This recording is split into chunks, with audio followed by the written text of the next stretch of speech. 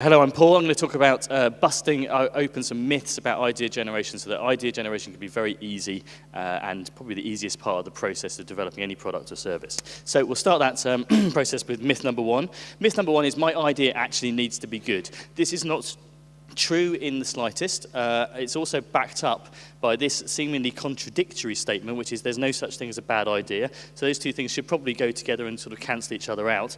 I think the reality is, I drew this conclusion a few days ago, that all ideas are bad until someone makes them good. And if you start off with that premise, it should be quite easy to have bad ideas. I know I've had absolutely tons of bad ideas in my life. And I think I've categorized these into two main categories. There are crazy ideas, and there are crazy ideas that someone turned into a good idea. And I'll demonstrate what that means. Because if we were, for example, sitting down planning how to promote, say, our school play, we all remember that, we might sit and say, I might say something like, let's go hand out some leaflets, flyers. And my colleague might say, flyers, there's an idea. What if the flyers could actually fly around the school and kind of flutter in front of people's face? We could even tie them to the legs of flies, release all the flies, and then no one would be able to miss kind of our messages. And I would stare at him and say, you're absolutely crazy. But the moment he managed to get that done, I would suddenly start thinking he's not crazy at all. He's actually a total genius, as this shows.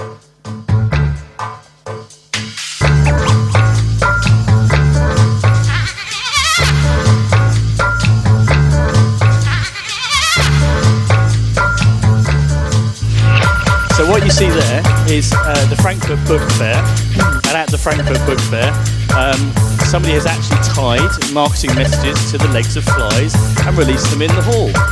And before that situation, before we'd seen that, you probably thought, yes, this guy is absolutely crazy. I'll talk about that in a second. But the moment you see it, you think, that is genius. How did anyone think of that? How did they come up with it? How did they get over the logistics of actually tying the thing to the fly's leg? Is it ethical? Is it even hygienic? I have no idea. Those things all go away once you see the idea and it's out there. Now, this is a crashed car in the 1920s. So here's another crazy idea in the 1920s. Let's strap people in their car. That will make it much safer to travel around and prevent injuries inside accidents. Now, if you're staring at that, that crash scene, I think it's pretty hard to believe that that's a sensible idea, because the last thing you want to be doing is being strapped into that beast when it crashes. That's a crazy idea, but over time, somebody turned that into a good idea. What made it good? Well, what made it good was that people acknowledged, firstly, that it probably needed to have a quick release function. We should probably mention this when talking about it. Equally, the acknowledgement that most injuries in car accidents occur when you hit the windscreen or the steering wheel and so on and so forth. And at that point, restraint and the fact that the car is stronger starts to make sense. So there's a crazy idea at one point that suddenly became good. So being good essentially means fitting into the kind of sweet spot in this Venn diagram, because if it's something to be good as a product or a service, people have to want it. It has to in itself be a good product. It has to be desirable. We have to be able to build it. The technology has to be possible. It can't defy the laws of physics, so it has to be feasible. And it has to sustain itself in some way. Either it has to make money, or we can't pour money after it to kind of make it work and make it run. So it has to be viable. And that's the sweet spot that they need to reach to make them good. So rule number one, all ideas are bad until someone makes them good. Idea myth number two, my idea needs to be original. How many times have you sat and thought about ideas and thought about, well, someone else has done that, someone else has beaten us to it, and don't stress over it, it's just not a problem. My favorite kind of way of, I think, developing ideas or coming up with new things is to just smash two old things together. So you might, for example, take a technology like, say, GPS, global positioning, so I know where I am, it's built into my phone, and then mash it up with a service like plumbing. So my plumber, what ideas might come out of that? I can track my plumber can find me when I don't pay my bill. There's all sorts of ideas that sort of fall out of that kind of collision of those two things together. So here's it done in real life. If you take the idea of a DVD video and the idea of the postal service, it's very easy to arrive at the conclusion that companies like Netflix or LoveFilm would be a good idea, obviously pre-streaming. And this is a technique that also gets used to kind of help with other problems. So Lexmark, the printer cartridge company, had a challenge where they wanted to get people to return more cartridges for recycling, because that's a good thing for us all, right? So they did all sorts of stuff. They put in booths, in shops, and said, put your cartridges here. And of course, none of them worked brilliantly well. So what did? They looked to see who else does this well. So how do Love Film get DVDs back from me? Well, they send it to me in a pre-packaged, pre-addressed stamped envelope, and all I have to do is just shove that in the postbox. So they did exactly that. They stole the idea, blatantly ripped it off, and started putting stamp addressed envelopes in with printer cartridges. Worked brilliantly well. So don't be obsessed by being original first, just be obsessed by getting to the kind of best answer would be my rule on that. So I have a question, which I won't ask you, it's rhetorical. So who invented photography? And it's a trick question because there's no right answer. Because as far as I can see that this started in about the year 1000, where Ibn al-Haytham started working with camera obscuras. And even he said in Latin, and I can't do the Latin, we didn't invent this. We're standing on the shoulders of giants, essentially. And in 1824, Joseph Nietzsche, Frenchman, started doing things like this. And his key challenge was that he couldn't get the image to stick for any length of time on the paper. So rather than keep this problem to himself, he spread it around. He went out there. He went to the theatre. He talked to all sorts of people, including theatrical designers. And in those days, theatrical designer meant special effects guy. So this guy knew, this is Louis Daguerre. He knew all about things like silver nitrate and chemicals and explosives and all sorts of stuff like that. And between them, they managed to solve this problem. So they invented between them the Daguerre type, which obviously bears Louis Daguerre's name and not Joseph Nietzsche's name. I think you also agree that Louis Daguerre also invented the first really bad passport photograph, but that's another story.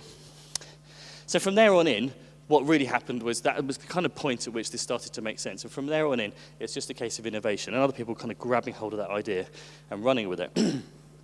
So that brings us to the grab bit of the smash and grab. Lots of people grab ideas and make them better. It's happened all the time. So from Leonardo coming up with concepts for flying machines, to the Wright brothers, and on to the Airbus A380. This is all about taking someone else's idea and running with it. Apple's built their entire business on it. They didn't invent the smartphone, they didn't invent the tablet, they didn't invent the computer, but they certainly made brilliant design and production jobs of oh, terribly sorry, I don't know how that got in there. I'll just get rid of that. Embarrassing. Which brings me to my next concept, twist. So take a company like Dyson. I think you'll all agree, very innovative company, very design-led. All their products have one thing in common.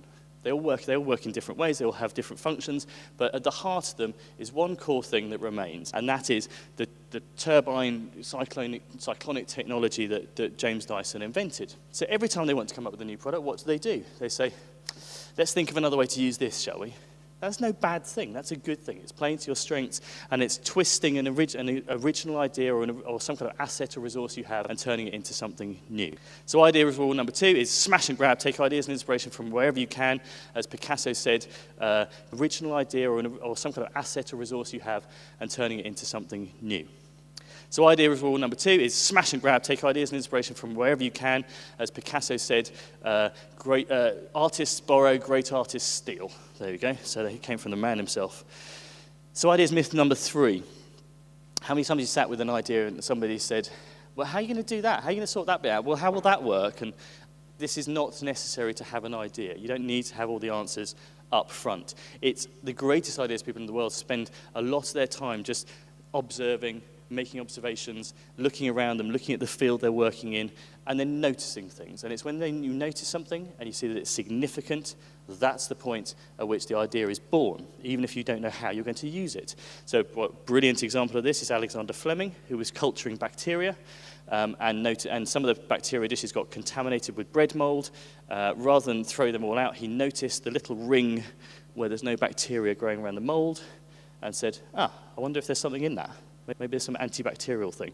And penicillin was born, essentially. Now, from that point onwards, there's a big job to be done. How are people going to take it? We're not going to put it on mold on teaspoons and ask them to take that, are we? Those problems didn't really matter. This was the point that mattered, was the observation and the understanding of significance. Here's my brilliant observation that I made when I was working with a mobile phone company. This is a picture of a telephone in a back pocket. Anyone imagine what might happen next to that? I'll tell you. I'll hold it. I won't hold the suspense any longer. It's about to go down the toilet. Anyone experienced that? I didn't. My wife experienced this several times, actually. So when we were in the mobile phone shop, I did some research. 8% of mobile phone insurance claims in the UK are for phones dropped down toilets. Did you know that? Anyone experienced it? Who knows? Interestingly, when my wife swapped her phone over, she sort of put her old phone down on the counter afterwards and said, "But do you want that one back?" And the guy just looked at it and said, no, thanks very much.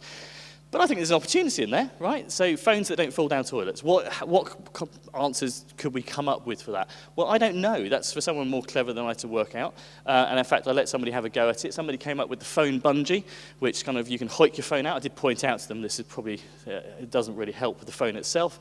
And more recently, really deep pockets, which they thought was genius and I thought might be a little impractical. The real answer is waterproof telephones, which are kind of starting to come around already, so actually that one's kind of gone. But don't confuse the idea with the design. The idea is one thing, the design comes next. You don't have to have all the answers to make that work. Here's one I personally did when I was working with a credit card company. We observed behaviors like this, where people take all of their spending for the week, all of their receipts, put them in little piles and organize them and categorize them according to what they spent money on. We then said, wonder if there's something in that. What if you could bring that discipline to everybody? And what was born was Barclaycard, what they call My Barclaycard, where all of your spending is categorized and tagged into different categories, because they know that already.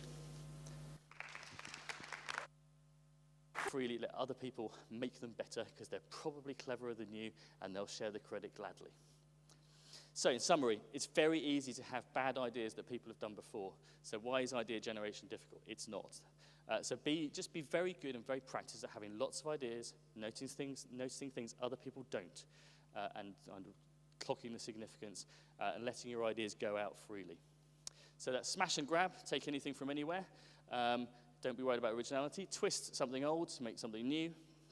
Follow customers, follow people, and follow trains of thought.